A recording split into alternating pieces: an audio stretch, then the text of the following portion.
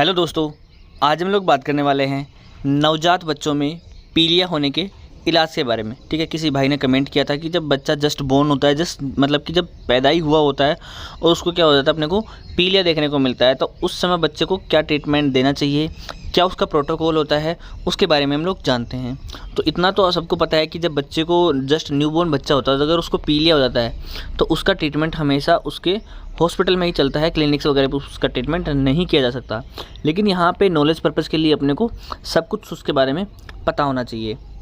तो यहाँ पे अपन सबसे पहले बात करते हैं कि जब नवजात बच्चों में पीलिया हो जाते हैं तो उसके लिए क्या क्या चीज़ें अपने को ध्यान रखना ज़रूरी होती हैं।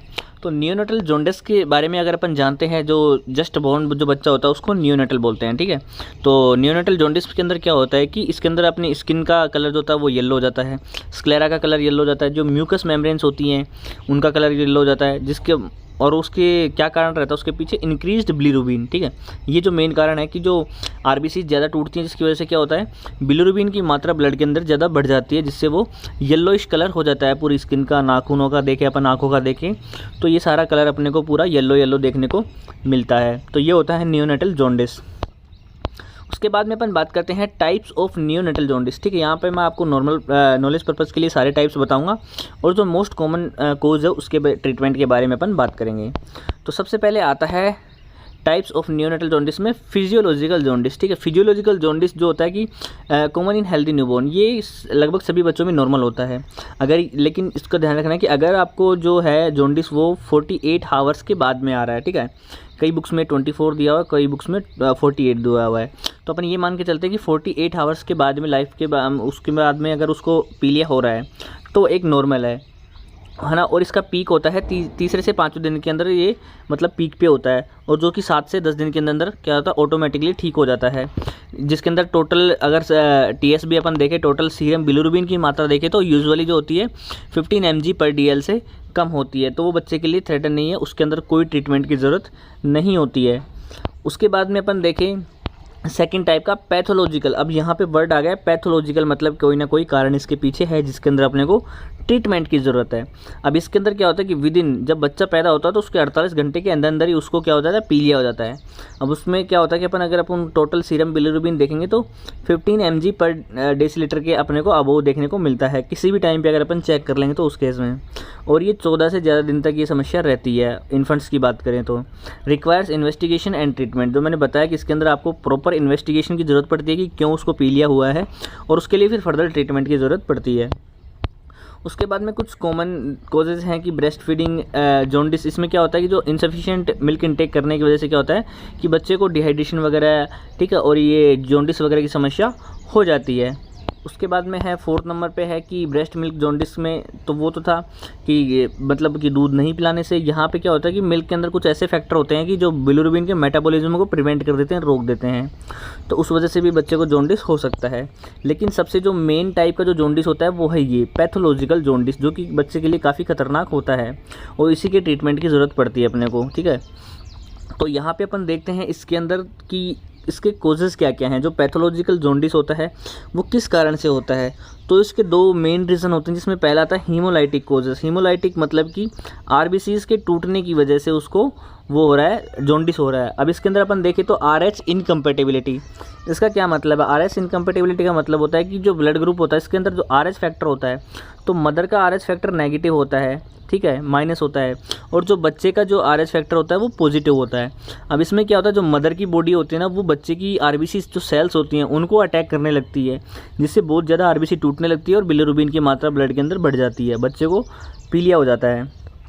उसके बाद में मैं सेकंड नंबर पे देखूँ तो ABO इनकम्पेटिबिलिटी, मतलब कि ये ब्लड ग्रुप की इनकम्पेटिबिलिटी है। इसमें क्या होता है कि जो मदर होती है ना उसका ब्लड ग्रुप O होता है, और जो बेबी होता है उसका जो ब्लड ग्रुप होता है वो तो A होगा या फिर अपने को B देखने को मिलता है। जिसमें क्या होता है कि मदर का जो ब्लड सेल्स जो होती हैं, जो बेबी के ब्लड सेल्स RBC जो होते हैं उनको अटैक करने लगती हैं, जिससे वो सेम बात है कि RBC टूटने लगती है और बिलिरुबिन की मात्रा हाई हो जाती है। यहाँ पे G6PD डेफिशिएंसी का मतलब होता है कि ये एक एंजाइम होता है जो कि लीवर के अंदर जो बिलिरुबिन की प्रोसेसिंग होती है ना उसको रोक देता है, जिससे बिलिरुबिन का मेटाबॉलिज्म नहीं हो पाता। उसी के साथ में हेरिडेटरी स्पेरोसाइटोसिस का भी मतलब यही होता है कि जो इसके अंदर क्या होता है कि जो अपना जो लीवर होता है या फिर जो बिलिरुबिन होता है वो एक्सट्रैक्ट नहीं होता, पर एक्सट्रैक्ट नहीं हो पाता है, मतलब कि बॉडी से बाहर नहीं निकल पाता, उसका मेटाबॉलिज्म नहीं हो पाता है। ये एक जेनेटिक रीज़न होता है, ठीक है। तो हीमोलाइटिक कोजेज़ में ये सारे कारण अपने को देखने को मिलते हैं, जिसमें मेनली अपने को RH इनकम्पेटिबिलिटी और ABO इनकम्पेटिबिलिटी, ये दोनों चीज़ें ज़्यादा देखने को मिलती हैं। तो हीमोलाइटिक कोजेज़ के अंदर ये सारे कारण हो सकते हैं। उसके बाद में देखते हैं नॉन हीमोलाइटिक कोजेज़, मतलब कि यहाँ पे आरबीसीज़ के मेनली आरबीसीज़ के टूटने की वजह से नहीं या किसी और कारण से, तो एक सेप्सिस हो सकता है, मतलब कि घाव बन गया है बहुत ज़्यादा, उसके अंदर सेप्सिस हो गया है, जैसे अम्बिलिकल कॉर्ड जो होती है उसके अंदर सेप्सिस हो जाना, तो ये एक काफ़ी कॉमन प्रॉब्लम देखने को मिलती है। उसके बाद में है सिफेल हेमेटोमा या ब्रूइजिंग, जहाँ बच्चे को कई बार स्किन के पे ट्रॉमा हो गया है, ठीक है, यहाँ पे कोई ब्रूइजिंग हो गई, तो वहाँ पे स्किन के जस्ट नीचे क्या होता है कि वहाँ पे जो ब्लड का क्या होता है थक्का जम जाता है, जिससे बिलिरुबिन की मात्रा बढ़ जाती है। उसके बाद में पॉलीसाइथेमिया, बहुत ज़्यादा आरबीसीज़ का बनना, बहुत ज़्यादा आरबीसी बनेंगी तो बहुत ज़्यादा आरबीसीज़ टूटेंगी, तो वहाँ पे फिर बच्चे के बॉडी के अंदर बिलिरुबिन बढ़ जाता है। हाइपोथायरॉयडिज्म, थायराइड हार्मोन की कमी की वजह से, है ना। यहाँ पे क्रिलगर नेजर सिंड्रोम जो होता है, ये क्या होता है कि ये एक एंजाइम होता है, ठीक है।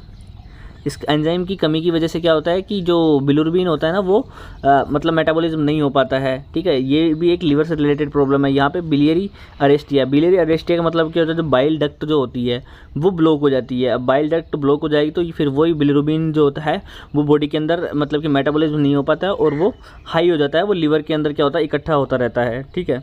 तो यहाँ पे नॉन हीमोलाइटिक कोजेस के अंदर ये सारे कारण देखने को मिलते हैं कि अगर बच्चे को पैथोलॉजिकल जॉन्डिस हो जाए तो उसमें क्या क्या रीज़न उसके हो सकते हैं। अब यहाँ पे अपन बात करते हैं उसके ट्रीटमेंट की, क्या क्या अगर बच्चे को जॉन्डिस हो जाए तो क्या उसका ट्रीटमेंट किया जाता है, जिसमें अपन सबसे पहले इन्वेस्टिगेशंस की बात करते हैं। इन्वेस्टिगेशन में अपने को पता लगाना होता है कि किस वजह से बच्चे को जो होता है वो पीलिया हो रखा है। तो यहाँ पे बिलिरुबिन चेक करते हैं, तो अगर उसको पीलिया है तो अगर पैथोजेनिक है तो उसको 15 mg/dl से उसको ज़्यादा ही देखने को मिलता है। यहाँ पे बेबी और मदर दोनों के ब्लड ग्रुप चेक किए जाते हैं, जो मैंने बताया था ब्लड ग्रुप की वजह से प्रॉब्लम होती है। कूम टेस्ट में ये चेक किया जाता है कि बच्चे को जो पीलिया है वो हीमोलाइटिक है या नॉन हीमोलाइटिक है। हीमोग्लोबिन को टेस्ट किया जाता है। पेरिफेरल स्मीयर में पता लगाया जाता है कि कितना बिलिरुबिन उसके जो है कि वो ब्लड के अंदर सेरोलॉजी के अंदर प्रेजेंट होता है। G6 पैडी एंजाइम का जो मैंने बताया था कि इस एंजाइम की कमी की वजह से ये प्रॉब्लम आ जाती है, बिलिरुबिन बढ़ जाता है। उसी के बाद में अपन देखें थायराइड प्रोफाइल की हाइपोथायराइड वाली प्रॉब्लम तो नहीं है। लीवर फंक्शन टेस्ट की लीवर उसको मेटाबोलाइज नहीं कर पा रहा है बिलिरुबिन को, और वहाँ पे ब्लड के अंदर बिलिरुबिन की मात्रा बढ़ गई है, तो LFT करवानी पड़ती है। उसके बाद में ब्लड या यूरिन कल्चर करवाया जाता है, उसमें पता लगाया जाता है कि ब्लड या यूरिन के अंदर कितना बिलिरुबिन आ रहा है। तो यहाँ पे प्रॉपर पता लग जाता है इन्वेस्टिगेशंस के कि बच्चे को जो नवजात बच्चे में पीलिया हुआ है वो किस कारण से हुआ है, ताकि उसका जल्द से जल्द ट्रीटमेंट स्टार्ट किया जा सके। उसके बाद में अपन बात करते हैं इसके ट्रीटमेंट की। तो ट्रीटमेंट में अपन सबसे पहले देखते हैं कि अब यहाँ पे कुछ डेंजर साइंस जो होते हैं कि कब अपने को यहाँ पे देखना चाहिए कि भाई बच्चे के लिए बहुत ज़्यादा खतरनाक चीज़ें कब हो सकती हैं। जब उसको पीलिया विदिन 24 आवर्स हो जाए, मतलब कि जन्म के जस्ट 24 आवर के अंदर ही उसको पीलिया हो जाए, तो मतलब उसके लिए बहुत ज़्यादा खतरनाक है वो। रैपिडली राइजिंग बिलिरुबिन, अगर उसका जो बिलिरुबिन है 5 mg/dl पर डे के हिसाब से बढ़ रहा है और उसका जो टोटल सीरम बिलिरुबिन है वो 15 mg/dl से अबव पहुंच चुका है, तो वो बच्चे के लिए बहुत ज़्यादा खतरनाक है, जिसकी वजह से बच्चे के अंदर लेथार्जी, पुअर फीडिंग, कुछ खाता मतलब कि वो ब्रेस्ट फीड नहीं कर पाता है। उसके बाद में हाई पिच्ड क्राई, आर्किंग, जो बच्चा बहुत ज़्यादा रोता है, सीजर्स अगर उसके अंदर आ रहे हैं, जो क्या होता है साइन ऑफ कर्निक टेरस। साइन ऑफ कर्निक टेरस का मतलब क्या होता है कि जब अपन सुनते हैं ना कई बार कि बच्चे को पीलिया जो होता है वो ब्रेन तक पहुँच गया है, मैंने तो मतलब कि उसके माथे में पीलिया हो गया है, अब वो होता है कर्निक टेरस, जहाँ पे क्या होता है कि ये जो पीलिया जो होता है ना ब्रेन तक पहुँच करके और ब्रेन की जो सेल्स होती हैं ब्रेन को डैमेज करना स्टार्ट कर देता है, जिससे बच्चे में सीजर्स देखने को मिलते हैं। और अगर ये एक बार जब ये ब्रेन तक कर्निक टेरस वाली प्रॉब्लम आ जाती है ना, तो बच्चे को बचाना बहुत ही ज़्यादा मुश्किल हो जाता है और काफ़ी बच्चों के अपने को इसमें डेथ भी देखने को मिलती है। लेकिन अब इतना बहुत कम होता है, मतलब पहले ये चीज़ें ज़्यादा होती थी। ये जो है बच्चे के अंदर पीलिया वाली समस्या बहुत कम देखने को मिलती हैं, काफ़ी सारे मतलब एडवांसमेंट टेक्निक्स आ गई हैं जिनसे बच्चों को बचाया जाता है। लेकिन फिर भी कई बार अपने को अभी भी अपने को ऐसे केसेस देखने को मिलते हैं जिसमें ये सारी प्रॉब्लम्स देखने को मिल जाती हैं। उसके बाद में अपन बात करते हैं ट्रीटमेंट प्रोटोकॉल की कि क्या ट्रीटमेंट किया जाता है। तो सबसे पहले आती है फोटोथेरेपी। आपने देखा होगा कि जब भी बच्चा पैदा होता है तो उसको तुरंत वो वहाँ पे मदर टू मदर कनेक्शन या तो मतलब कि माँ के पेट के ऊपर उसको लिटाया जाता है ताकि उसको हीट मिल सके, या फिर उसको फोटोथेरेपी दी जाती है।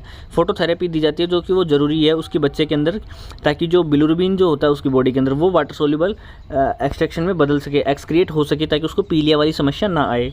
और तो यहाँ पर अगर बच्चे को नवजात बच्चों में पीलिया हो जाता है तो उसको सबसे पहले फोटोथेरेपी दी जाती है, जिससे क्या होता है कि जो बिलिरुबिन होता है ना वो वाटर सोल्यूबल बिलिरुबिन में कन्वर्ट होकर के और एक्सक्रीट हो जाता है। उसके बाद में यहाँ पे इसको कब इनिशिएट किया जाता है, बिलिरुबिन के लेवल्स के जब लेवल बहुत ज़्यादा हाई है और उसकी एज के हिसाब से, रिस्क जोन के हिसाब से फोटोथेरेपी को स्टार्ट किया जाता है। तो सबसे फर्स्ट ऑप्शन होता है कि बच्चे को फोटोथेरेपी देना बहुत ज़्यादा ज़रूरी है ताकि बिलिरुबिन उसका एक्सक्रिएट हो जल्दी से जल्दी। उसके बाद में मैं बात करता हूँ जब फोटोथेरेपी काम नहीं करती है या फिर उससे ज़्यादा प्रॉब्लम मतलब कि आ रही है, बच्चे को प्रॉपर आराम नहीं मिल रहा है, तो वहाँ पे ट्रांसफ्यूज़न एक्सचेंज किया जाता है। उसके अंदर क्या करते हैं कि जब जो टीएसबी उसका क्रिटिकल लेवल पे पहुँच चुका है कि अब उसका ब्लड के अंदर अपने उसको लो नहीं कर सकते, उसके बिलिरुबिन को मतलब ठीक नहीं कर सकते, तो वहाँ पर ये सीवियर केसेस के अंदर जहाँ पे RH इनकम्पेटिबिलिटी का केस होता है तो वहाँ पर पूरा ब्लड जो होता है बच्चे का वो चेंज कर दिया जाता है। यहाँ पर जो डोनर का जो ब्लड प्लाज्मा होता है उसको बच्चे को दिया जाता है और वेस्ट जो ब्लड होता है उसको बाहर निकाल दिया जाता है। तो यहाँ पे कंप्लीट ट्रांसफ्यूजन बच्चे को दिया जाता है जब फोटोथेरेपी काम नहीं करती है उस केस में।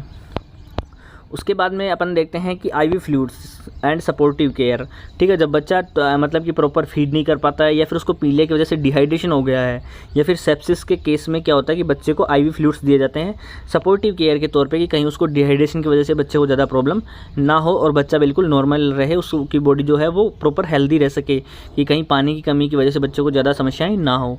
तो वहाँ पर IV फ्लूइड का भी क्या कई बार सपोर्टिव केयर दिया जाता है। उसके बाद में 4th नंबर पे मैं बात करूँ तो एंटीबायोटिक्स फॉर इन्फेक्शन, जो मैंने बताया था ना कि कभी अगर उसको सेप्सिस हो गया है, ठीक है, कोई ट्रॉमा की वजह से घाव वगैरह हो गया है, तो उसको नॉर्मली जो एम्पिसिलिन जो एंटीबायोटिक होती है उसकी 10 ड्रॉप जो होती है दिन में 3 बार बच्चे को दी जाती हैं। तो यहाँ पे एंटीबायोटिक का यूज़ किया जाता है इन्फेक्शन के लिए। स्टॉप ब्रेस्ट फीडिंग टेम्परेली, अगर बच्चे को ब्रेस्ट फीड मिल्क की वजह से अगर जॉन्डिस हुआ है तो वहाँ पे फिर उसको क्या होता है कि ब्रेस्ट फीडिंग को रोकना पड़ता है।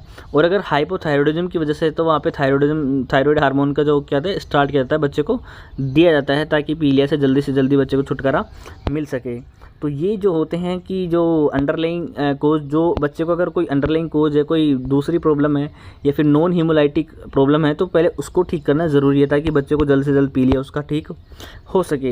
तो ये सारे 4 जो होते हैं ट्रीटमेंट प्रोटोकॉल के अंदर, ये 4 चीज़ें जो है अपनाई जाती हैं, ठीक है। उसके बाद में अपन देखते हैं प्रिवेंशंस में क्या होता है कि जब अब early and regular breast feeding, जब भी बच्चा पैदा होता है तो उसको तुरंत क्या होता है विदिन एक प्रोटोकॉल होता है कि 1 घंटे के अंदर उसको ब्रेस्ट फीडिंग करवाना स्टार्ट कर देना चाहिए, ठीक है। उसके बाद में मॉनिटर TSB इन हाई रिस्क बेबीज, अगर बच्चे को जहाँ पे रिस्क अपने को ज़्यादा देखने को मिलता है तो वहाँ पे TSB को मॉनिटर करना बहुत ज़्यादा ज़रूरी होता है। सबसे पहले ब्लड ग्रुप की स्क्रीनिंग करना होता है बेबी और मदर के लिए। तो यहाँ पे ये जो है कि जो स्क्रीनिंग होती है ना मतलब कि माँ की और बच्चे की, वो जन्म से पहले ही काफ़ी बार कर लिया जाता है आजकल। और वहाँ पर अपन RH को जो फैक्टर होता है उसका पता लगा लिया जाता है कि मदर या जो बच्चे का जो है मदर का जो RH फैक्टर है वो नेगेटिव तो नहीं है। अगर वो नेगेटिव मिलता है, बच्चे का जो RH फैक्टर पॉजिटिव है, तो उस केस में क्या करते हैं फिर मदर को क्या होता है वहाँ पे इंजेक्शन दे दिया जाता है एंटीजन का, ठीक है। तो उससे क्या होता है कि जो फिर फर्दर बच्चे को RH वाली प्रॉब्लम से क्या होता है पीलिया देखने को नहीं मिलता है। तो ये समस्या पहले बहुत ज़्यादा देखने को मिलती थी कि जो पहला बच्चा तो नॉर्मल हो जाता था लेकिन दूसरा बच्चा RH फैक्टर की वजह से कई बार डेथ हो जाती थी, बच्चा मतलब कि बच नहीं पाता था। लेकिन आजकल जो होता है ऐसे मतलब कि इन सब के लिए एडवांस टेक्निक्स आ गई हैं, पहले ही RH फैक्टर को पता लगा करके फिर मदर को क्या होता है इंजेक्शन दे दिया जाता है, जिससे वो बच्चा स्वस्थ पैदा हो जाता है, चाहे दूसरा बच्चा होता है तीसरा बच्चा हो, ठीक है। और उसमें ऐसे पीलिया वाली समस्या भी देखने को नहीं मिलती है। तो ये समस्याएँ जो है पहले से काफ़ी कम हो गई हैं, लेकिन फिर भी आज भी काफ़ी इलाकों में अपने को ये समस्याएं देखने को मिलती हैं। तो इस तरीके से ये ट्रीटमेंट प्रोटोकॉल होता है कि जब भी नवजात बच्चे में पीलिया होता है तो उसको इस तरीके से ठीक किया जाता है। और वो काफ़ी बच्चे के लिए मतलब कि बहुत खतरनाक होता है, क्योंकि बच्चे की बॉडी उन सब चीज़ों को सहन करने के लिए भी जस्ट पैदा हुए बिल्कुल भी थोड़ी बहुत भी मैच्योर नहीं है, उसका इम्यून सिस्टम बिल्कुल भी डेवलप्ड नहीं होता है। तो यहाँ पे अपन ने प्रॉपरली बात कर ली कि नवजात बच्चों में जब भी पीलिया हो जाता है तो उसका कैसे इलाज किया जाता है। तो उम्मीद है कि आपको अच्छे से समझ में आया होगा, आपको थोड़ी बहुत नॉलेज मिली होगी। अगर आपको कुछ भी थोड़ा बहुत भी सीखने को अगर मिला हो तो कृपया हमारी वीडियो को लाइक करें, शेयर करें, चैनल को सब्सक्राइब कर दें ताकि फर्दर आपके लिए और भी अच्छी वीडियोस मैं ला सकूं, आपको मिल सके। तब तक के लिए थैंक यू, धन्यवाद, जय हिंद, जय भारत। मिलते हैं नेक्स्ट वीडियो।